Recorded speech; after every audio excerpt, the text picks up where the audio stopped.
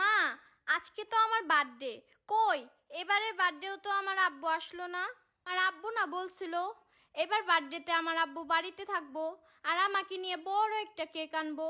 কই, আব্বু তো এবারও কথা দিয়ে কথা রাখলো না মা, এবারও বাড়িতে আসলো না।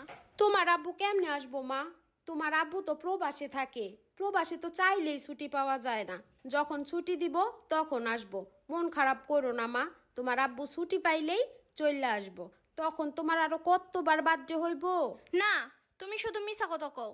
তুমিও মিছা কথা কও, আব্বুও মিছা কথা কয়। আমি কারো কথা বিশ্বাস করি না। পুতুল, আমার মা কই রে?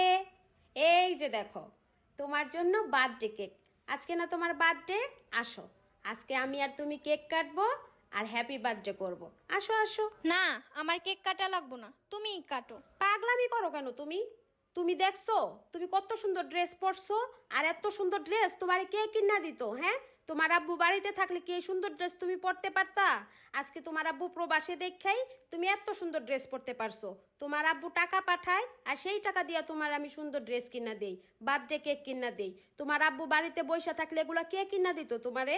পাগলামি করো না, আসো কেক কাটবা। তোমার আব্বুরে ভিডিও কল দিতাছি, তোমার আব্বু ভিডিও কলে দেখবো আর তোমারে হ্যাপি বার্থডে বলবো।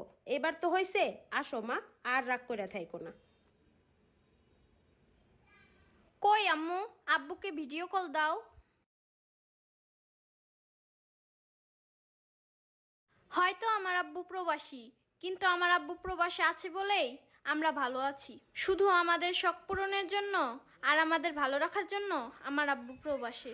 আজকে যদি আমাদের অনেক টাকা থাকতো তাহলে আমার আব্বু আমাদের সাথে থাকতো।